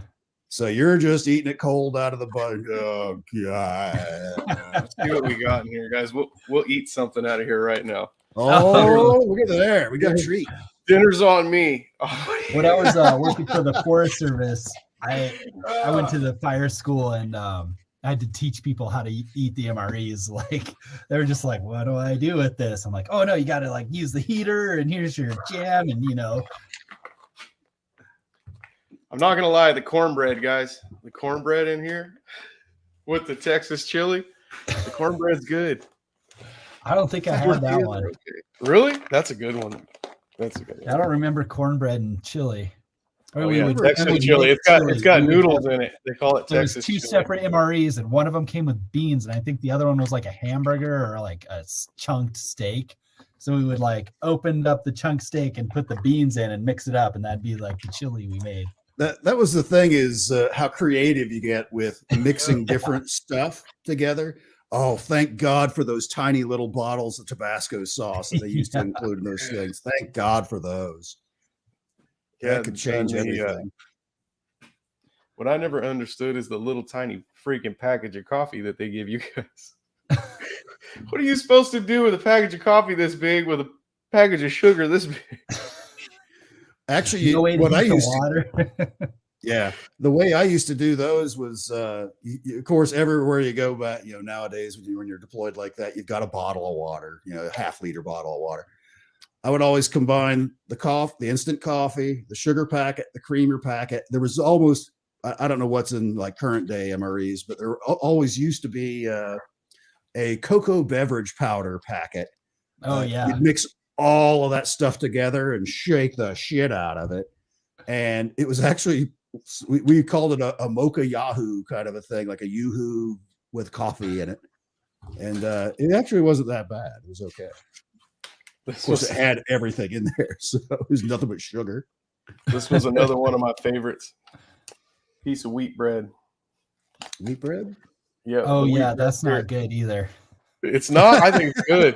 It's filling, dude. This one you can eat. What? It's like eating half a loaf of bread. If you have the jalapeno cheese to put on it, it's not too bad. No, that's those jalapeno cheeses. Peanut butter. Really good. Oh no, you can get stabbed for your jalapeno cheese. Yeah, you know what? Yeah, it's the regular cheese that's not good. The jalapeno one's all right, but it's that regular one that I don't like. But the peanut butter and jelly they give you in here is good. The peanut butter's good. Do they still come with the Charms candy? Yeah. Some of them have lifesavers in there, Snicker bars. They got regular. Like very taboo to eat the Charms. Like supposedly it was really bad luck. People would take it very seriously. Like really, I haven't heard they would get real mad if you were eating Charms. Oh man, I never know. I don't know now. I don't know. I don't really eat the candies they're thrown in the bag. The older ones used to have little packets of like individually wrapped caramel squares that I loved. It was like you get like 5 or 6 little squares, little like half-inch squares of caramel individually wrapped, so you could get. You got like 4 or 5 of them in an MRE. Those were great. I love those. I don't remember. I don't think we ever got those. Yeah, those are like the old 80s. Past my time. Yeah. Well, mine must Before be my time, I should say. Yeah, this stuff, not all of it's that bad. It's some of the meals, I guess, guys, that they give them to eat. Like I said, I eat that when I'm hunting. All I got to do is hike back like 5 miles. It'll take me 5 hours probably because it's up and down mountains and I ain't fast. So I could go back, in other words, and eat. You guys are stuck out there eating crackers and jelly. Yeah, old ninja crackers, man. Yeah, you could hurt somebody with this. Yeah, we would use. That's what we always used to call them, ninja crackers, because you could like throw them at people like a weapon and like take a chunk out of a cement wall, and it'd still be intact when you would open it up. Yeah, it will. It's sealed pretty good, man. You ain't breaking these. Yeah. That's funny. I can't believe you guys have to. Yeah, some of the stuff. like you said, there's that MRE that's always sitting at the bottom of the bag. That's Nobody wants it. Yep. Tuna with would be noodles or that. something gross like that. It would be that hunk of chicken he was talking about. Country captain. It's like you guys know the chicken that's in chicken noodle soup, right? Those little chunks. Yeah. Give you a big old hunk of it. Yeah. All soggy and soft. Yeah, if that's the one you're talking about, that was a rough one. That was. Yeah, those old 80s packs used to have dehydrated, like there was a pork patty, there was a beef patty. It seems like there was something else, but you had to add water to it to kind of rehydrate it, kind of mush it up to kind of get it, or else it was like, it was like beef jerky that you let dry out and, not do anything with and goes bad. It's just, I'm hungry, but I can't bite it. Oh, when I first got in, like when we were about to deploy this boot in our battalion, well, everyone wanted like the, I think they called it a cheeseburger or something, but it was like 2 of those like brown pieces of bread and like this chunked burger. But anyways, that's what everyone wanted. So this guy in one of the companies, they told him if he got like beef patty for life tattooed on his ass, he could have the beef patty from every box, and he did it.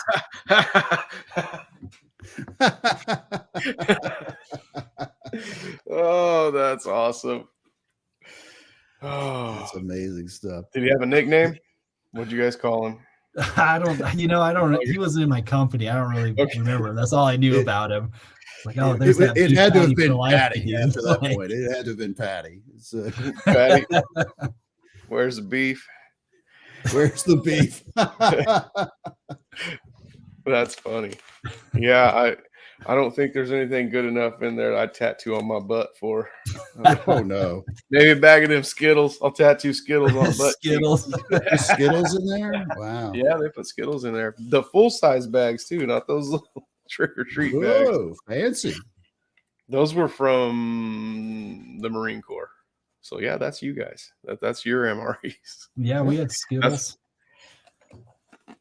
Tootsie Rolls. I still don't eat Tootsie Rolls. That was a bunch of Tootsie Rolls. Yes, there's Tootsie Rolls. Too many damn Tootsie Rolls. They have the pound cakes. Some of those are pretty good. The pound cake is really good. Yeah. You're not going to find one of those in that bag. If there's a lemon pound cake in there, there's going to be a fight. There's going to be a fight. Lemon pound cake's awesome too. That's better than any pound cake I think I've ever had. There's just some things in there that are really good, but some of the entrees though, guys. Oh man, you're almost like having bad. But it expires in like 40 years, so it's not bad. Good forever. Almost. It'll still be good when you're like, on your deathbed. Yeah. Oh man. I remember having a cheese tortellini or something like that. It kind of tasted good, but like an hour later, it's like, I need some Tums. I'm just like shoveling the whole bottle. The thing that always got me about MREs is they all tasted different, but they all had the same texture.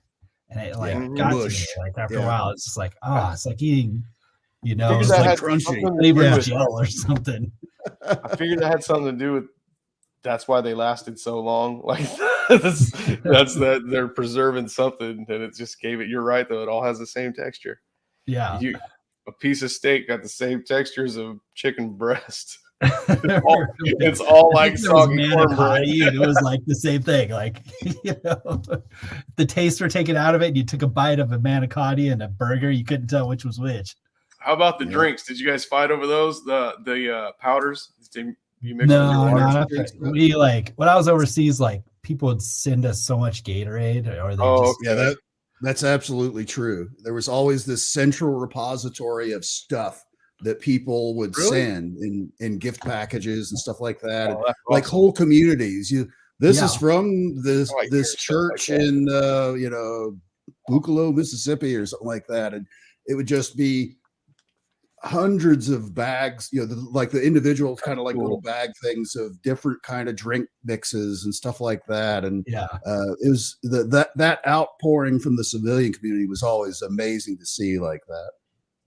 Actually, there was a guy from Seattle in my battalion, and he wrote a letter to his mom and saying, "Oh, the only thing I really miss is Johnson seasoning, which is made like in Tacoma or something. And she ended up getting interviewed for a local paper, and they ran that like he said he missed Johnson seasoning. Our battalion got like a pallet of Johnson seasoning. Wow. So like, I mean, I'm a Northwest boy. I was jacked. I was like, oh my God. I just had like one in each cargo pocket. And every time we like have lunch, I'd be like, Yeah. So you said the steak and lobster. When was that? When did you you got to eat that? You said 04, 05. I'm not sure. Oh, okay. That they Yeah, we just happened to roll into that base one night, and there was a bunch of lobster and steak, and we were just like, holy crap. Which and wait, you know, this base is how close to the ocean? And that's the thing too, is plus as from a civilian point of view, temper your expectations on that steak and lobster. They boil the shit out of that lobster to the point where it rolls up like a pill bug kind of a thing. Right, it's kind of like like pry it open. And the steak is, all of them are well done, you know, that kind of thing. It's just a pan, you know, one of those serving pans full of steaks and a serving pan full of these overcooked, you know, lobster tails. It's just the tails. It was still amazingly good when you're used to just other. It's just something different is really the big thing. You know, it's literally, you know, that steak. That's a tough piece of steak. You're putting A1 sauce on there probably, but it's still fucking good because it's something different. That, you know, it's not the norm. Yeah. Oh my, you know, my second deployment. Now that I think about it, like maybe every other month, we would get like a shipment of steak out to our like a little firm base out in the middle of nowhere. And we had this, I don't even remember where this grill came out from. It was like made from a 55-gallon drum cut in half, you know, and we'd just grill up a bunch of steaks. Wow, that's nice. Yeah, one time I was on the quick reaction force, and they were like, which basically just made us do chores for like 3 days. So they're like, oh, we got to go. Our battalion was like living in a dam, like a hydroelectric dam, but like, oh, we got to go back to the dam and get some steaks. They got some steaks for us. We're like, oh, okay. It's like in the middle of the night.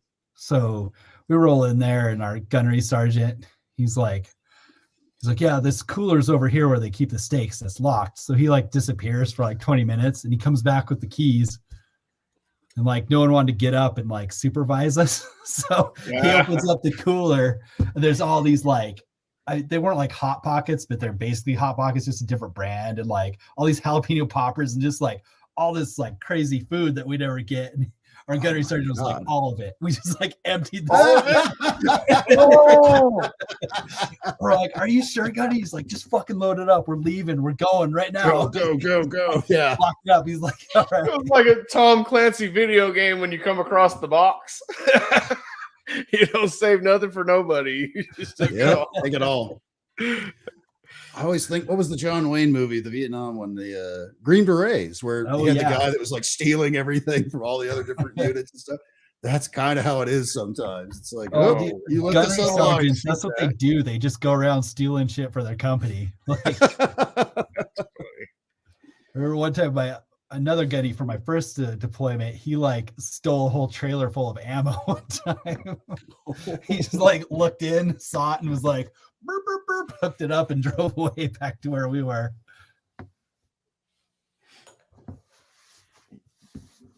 That's fun stuff, man. What, like if you're on that base, you get days off. Do they have stuff there for you guys to do? They have anything set up? Movie There's like a little game room and like library and stuff. Yeah. Well, depends on where you are. I mean, I think the big bases probably had better stuff. I was at the Green Zone for a few days, and they have like bars and shit like that. Yeah, it all depends on where you are. There's for a lot of places they usually have like a movie tent or something like that, where they would just play. They had just a giant stack of DVDs, and they'd write down this is today's schedule, and it could be anything that they just grab off the rack and throw in there, so you can go and watch movies and stuff. And some of the stuff was actually kind of recent, so it wasn't like you're watching stuff from like the 70s or anything. But even then, even some of the old, it was a lot of the old classics and stuff like that. And they'd have certain days where you could request, you know, specific movies and stuff like that. And That's cool. They always come up with something, or they'll have like they rig up like some kind of a spades tournament or something like that, where everybody's forms little teams and things like that. There's just any little things like that don't sound like that much. It's a really good distraction. They really work hard on that. That's me and what my I buddy bought like a TV with a DVD player in it from the commissary, and like we hauled that all over the place. I'm a TV, like. Yeah, that's why I was asking. It's got to suck when you finally get some time off and you can't go nowhere. It can't feel like time no, it's off. just like there's like a computer tent and yeah, a little game room and stuff. A lot of places nowadays have like giant like Wi-Fi hotspots, so you could even honestly nowadays probably even take your phone with you, deploy it, and surf your own get wired into there, and you can talk to people back home and stuff like that nowadays. But I remember you mentioned the library. It wasn't like what you would think of as a traditional library, at least the one I'm thinking of. Basically, whenever you deploy, I know whenever I deployed, I'd always take like 3 or 4 books to read while I was gone. And at the end of it, I'm not hauling this home. I've read it already. You would donate it to like this one central tent kind of a repository. And there's thousands of books of anything you could possibly imagine, spanning all topics. So you can go in there and you're just like, oh, here it is. This is what I'm going to read for the next, couple of weeks. And when you're done with it, you just take it and put it back. Nobody's tracking it. And honestly, you could take all of them home. Nobody would know. But it was kind of the honor system kind of a thing. Is if you brought something in with you, you'd get that new book. That would always be the hot item. You'd throw that out there into the library and everybody would like snatch it right up. I think if I remember, there was like a bunch of advanced readers books that like bookstores would send us. They couldn't sell them, so they just send them over to us. That's true. Yeah, magazines and stuff like that, where it might be like a month or so old, but it's new to you, so you're more than happy to read something different. And then how long were you like? How long are you stationed in one of those tent bases like that? Oh, I think my first deployment was like 8 months, and my second was 7 months. No breaks in between, like no coming home for a week or two? Oh, yeah, we came home. Let me see. I think I got home for my first deployment in February, but then we would like shipped back over by September. Oh, that's not very long. So we had a couple weeks off to like have some leave, and then we came back and just started like pretty much training to go back over immediately. That's cool, man. Because I always thought about that. Like my cousin was over there and stuff like that. I always thought, man, what the hell is he doing now? Like it's got to suck so bad. But yeah, even some of his stories, he's got good stories too. Stuff they did there. It wasn't all horrible. It's just got a lot of stories. Some stories were got 2 degrees paid for. That was nice. Yes, yeah, that would be awesome. My brother's been in the Navy since 1991. Really? He's What does he do? He started off as a chaplain's assistant. And he did that for like 10 years, but then he decided he wanted to be a cop. So then he turned in, I think they call him Master at Arms in the Navy. So then he became a Master at Arms, and like now he's like the command master chief at Pearl Harbor. Yeah. He like lives in an old plantation house and everything on base. It's weird. Yeah, that sounds like it really sucks. Yeah, that's fantastic. He ended up there. That's great. Oh yeah, that's the only place like I don't think he could function outside of the military, like where he's not going to be like yelling at people and being the boss. So I'll have to admit, I retired in 2009, in December of 2009, and I'd arranged my finances and stuff because I'm not married, I don't have any kids, I don't have all that stuff. I had arranged my finances to where I could survive on just my retirement. The big thing is not having debt. All my debts were all paid off, including the house, living in. All that stuff was already paid for. So you're actually making some decent money then, to spend it on. I have my regular bills, of course, everyone has, but I remember after like the first month after retiring, I was like, man, I wish I was back in there doing it. You really do end up missing it. At least I did.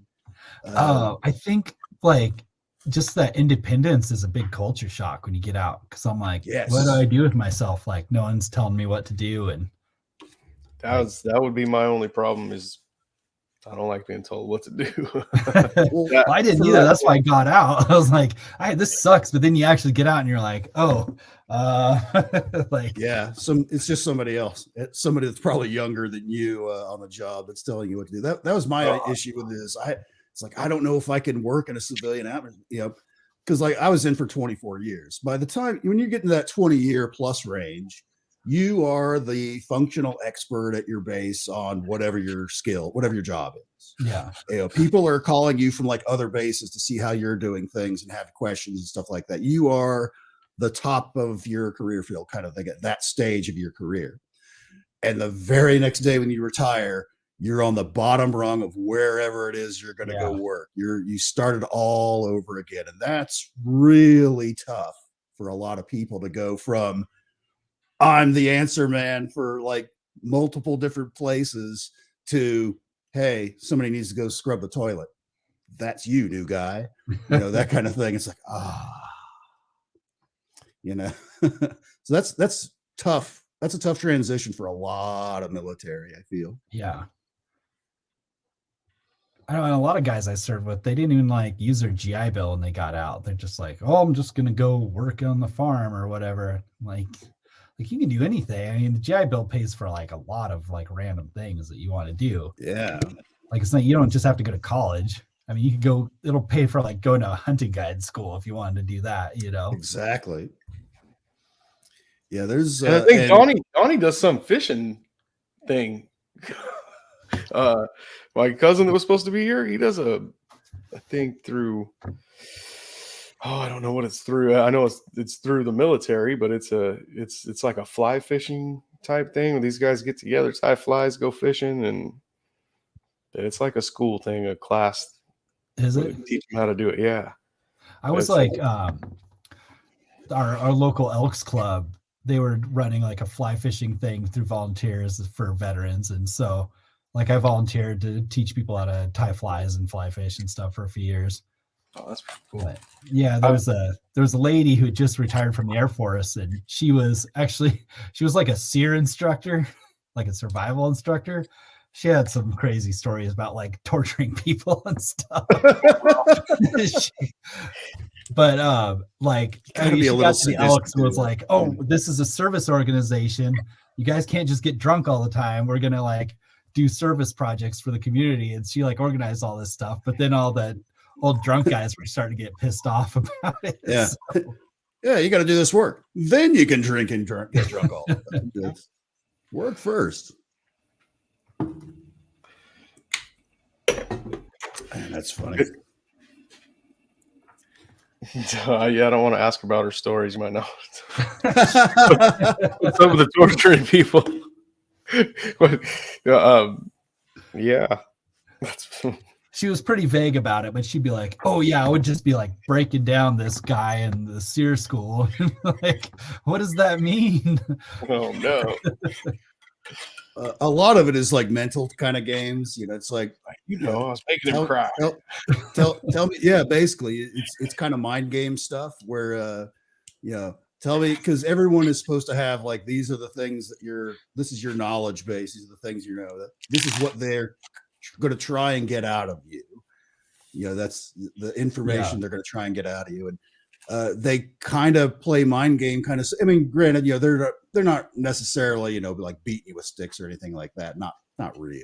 Yeah, I was like, I think it was like psychological kind of stuff. Yeah. But that actually goes pretty far. There's a lot of crazy, and denying people food and water. And it's like, okay, go stand over there. Do not move.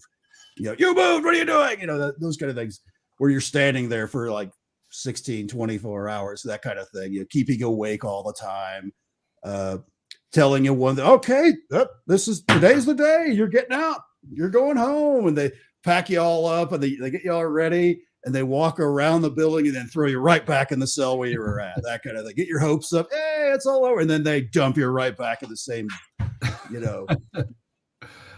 2x2 cell that you're stuck in. You can't even sit down. You have to stand up the whole time, that kind of thing. I'm just glad I never had to go to that. So. Yeah, that sounds like, you're going to swing on somebody eventually.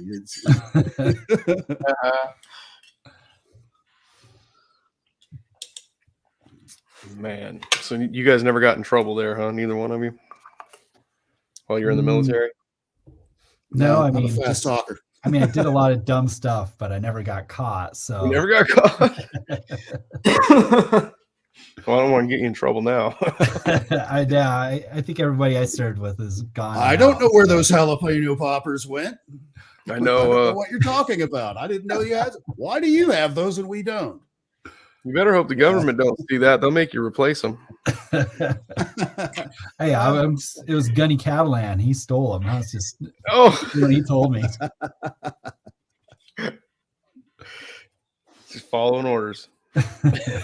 And that's the wonderful thing about it is there's always somebody like above you in your chain of command that they may treat you like a real piece of garbage sometimes, but they will take care of you. Like in this instance where it's like, take it all. This is for you guys.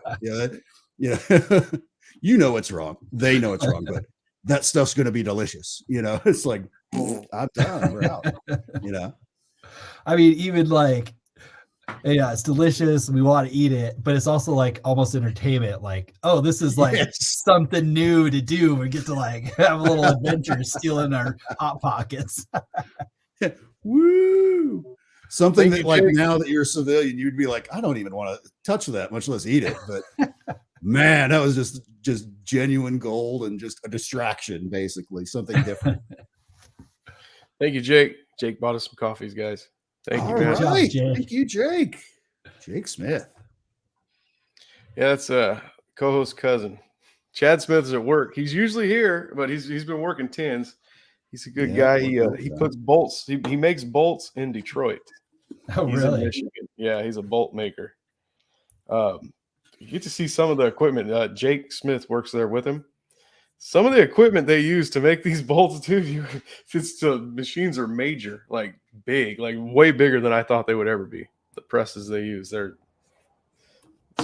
just the place is huge, and it's just packed with these machines.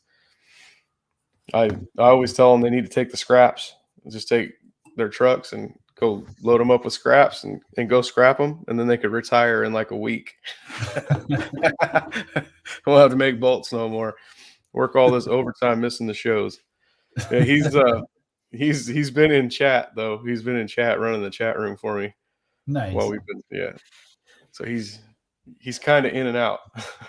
I was hoping if you stick around long enough, for the after party and stuff, he might pop in when he gets home. All right.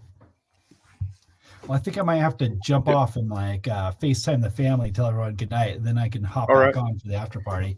Okay. Yeah, and we're rolling up on a couple hours. So okay. We're about ready to end. Before you go, do you want to plug your channel to everyone? Come. I mean, if you like motorcycles and you like exploring old mines and exploring the mountains around Idaho, it's pretty fun. I try to make it as interesting as possible. I always use synthwave music to make it sound a little 80s. Go with my 80s bike, but yeah, like I started off with this will just be a funny channel. I'll just be like cracking jokes and stuff, but then just slowly started to turn into like a thing where I'm like, well, I'm at this old mine. I might as well like talk about where it came from or what happened in this town that I'm at. So yeah, I got to talk about like the Sunshine Mine disaster on one of my things. If you've ever heard about that. Interesting. Yeah, it was like 90 guys died back there. I think in the 70s. There was a fire in there, but yeah, I did that. And like another time where there was a Union war and they blew up a mine mill, and there was like the mine companies that hired a bunch of Pinkerton like mercenaries to fight the unions, and it was like a straight up like shooting war, and they sent a ore cart full of dynamite into the mill and blew it to pieces. So I swung by that site and talked about it a little in one of my episodes. Wow. Yeah, that sounds amazing. Yeah, actually, my town was under martial law, I think in like the 1890s. Like those Buffalo soldiers from Fort Missoula rode bicycles from Missoula to Wallace and like occupied the town and like put all the Union guys into bullpens and everything. It was crazy. That is amazing. Wow. But yeah, I didn't realize they had that like history kind of lesson. That's super interesting. I love it. Actually, there's a town. So up until I was about 11, I lived in like basically a ghost town. It's called Pritchard. So we lived in like this cabin site just outside of Pritchard. And at one point it had a population of like 14,000, but like Wyatt Earp had mining claims in a bar there and stuff. So yeah, it's a pretty interesting place where I live. A lot of weird history and yeah, I've never been up that way. I've been to Washington, but I've never been that way. I've never been anywhere near where you guys are at. no. Enzo's in Kansas, but yeah, I've never made it that way. I'm just up and down California. I've been all along the coast. But yeah, man, thank you for coming on here. And your channel is great. It is great. I get stuck watching your videos. I'm gonna tell you the truth. I get stuck watching them. You got good videos on there. Good. I'm glad you like them. Yeah, I'm trying hard. I had a kind of a family outdoors YouTube channel for a while that I kind of started. That's where I got into YouTube. Mm-hmm. But I started feeling like, maybe I shouldn't be like plugging my family and putting them in this. Yeah. It just started to feel like, this is probably not the right thing to do. So yeah, I still want especially as the kids get older. Really enjoying like video editing and doing all that. So I got my T-dubs. I was like, yeah, maybe I'll do a moto vlog. We'll try that out. So that's really cool. I love that you incorporate the history stuff too. That's amazing. Mm-hmm. Do you do overnight camping kind of stuff? You just load up some stuff on the bike and go way out there? I've got all the stuff to do it. I just haven't found the time. Like I thought when I started working like 2 weeks on, 2 weeks off, though, I'd just have like tons of time when I got home to do stuff. But it turned out like all the stuff that I'd be doing when I'm home is not getting done. So I've got to. Yeah, that honey-do list never ends. My family in 2 weeks, so I want to hang out with my kids, and so yeah, I'd feel bad just like ditching them and going camping. But yeah, I think I'm going to try and incorporate that next year, but. We'll see. I got a fourth kid on the way, so it might be. Oh, congratulations! Thanks. Congratulations, man. Pinzer flacked him into the chat. Says she loves the random alien mask in your Halloween vid. Yeah, my wife and I do big Halloween thing in our yard every year. So it was aliens last couple of years. Fun. That's fantastic.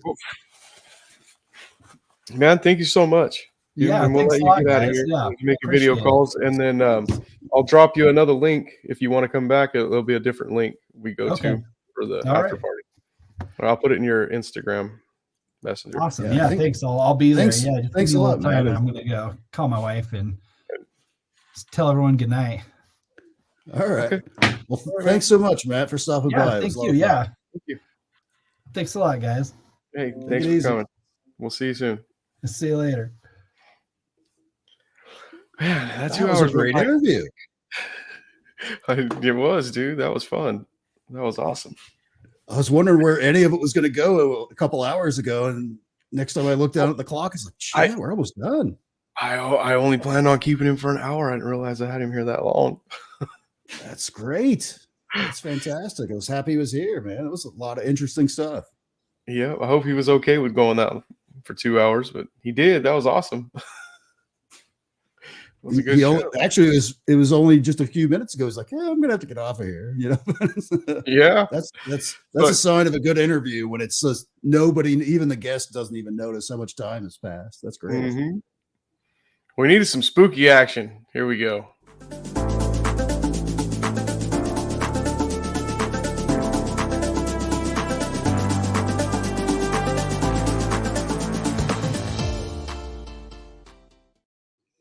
Yeah. Big birthday boy. Look at that. Happy birthday, Spooky. Woo. What is he, 29 again? Mm-hmm. He looks 29. He does look really young, I have to He admit. does, don't he? You know, then he starts talking about some other stuff. Like, wait a minute, he's older than what I think. Yeah. Yeah, he's told stories before that gives away his age. Yeah. Yeah, I guess he's still whooping it up with the family there. That's great. Spend some time at home. That's good. He told me before he was sitting 2 rows back behind Rosa Parks when she wouldn't get up out of that seat. So, I catch stories like that. It lets me know how old he is. He's much older than I thought. Wow.